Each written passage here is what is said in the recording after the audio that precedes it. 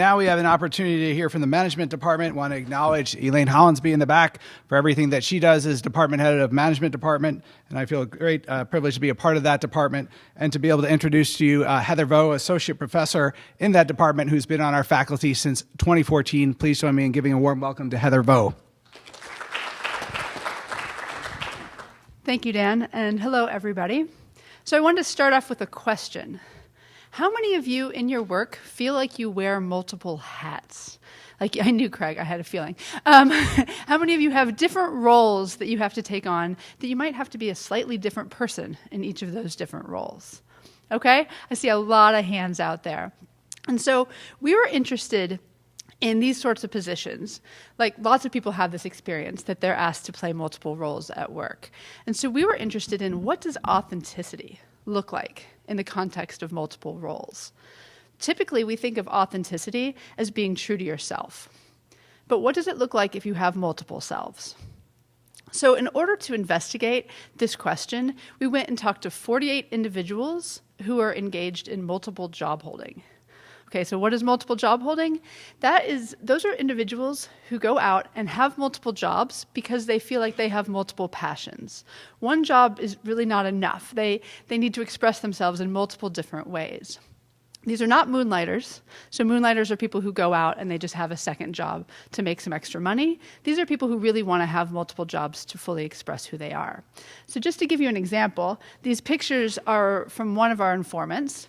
Her name was Aida, and she simultaneously was a specialty grocery store owner, a fashion designer, an early childhood educator, and a children's party organizer. So she had a lot on her plate. So we talked to 48 people who had similar profiles, not the same jobs, but were also multiple job holders. And what we found was that authenticity was a really key issue for them. They really struggled with feeling a sense of authenticity. And in particular, they had 3 types of struggles with authenticity. The first type of struggle that happened even before they went into multiple job holding. What happened for these people is they were often holding just one job, and they felt like they weren't fully able to express who they were. They weren't authentically being themselves in their roles. And so going into multiple job holding helped them feel or to be more authentic to who they were. Now, once they got into multiple job holding, there were 2 other types of authenticity struggle that they faced. So, and they went through 2 phases, and I'll talk through those in a second. But one type of authenticity struggle that they faced was feeling me.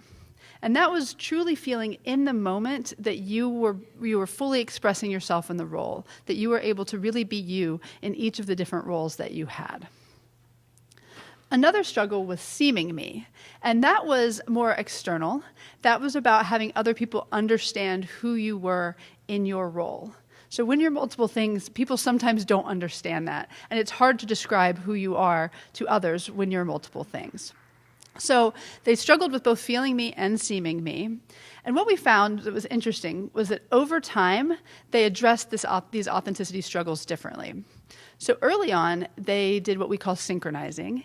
And in synchronizing, they focused on each of their individual roles and how they could be really authentic in those roles.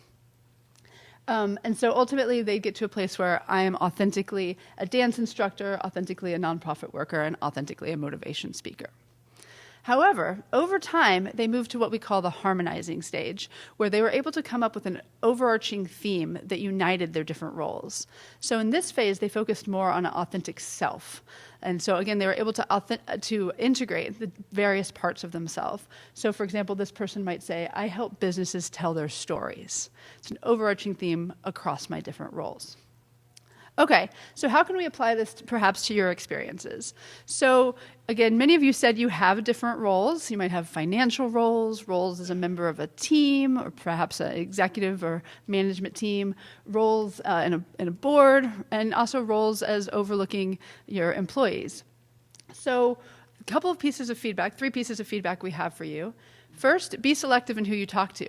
Not everybody understands having multiple different roles and the stresses that come along with juggling that. So be selective in who you go to for advice. Look for people who've been there. Second, if you're just moving into this kind of position, focus on each individual role first and really being confident and feeling yourself in those roles. And then over time, you may be able to develop a more generalized sense of authenticity to yourself. And then finally, embrace the fact that we're all multiple things. Humans are complex. We have multiple skills, abilities, and passions. And if you can embrace the fact that you are multiple things, that multiplicity can become more of an asset and less of a liability. Thank you.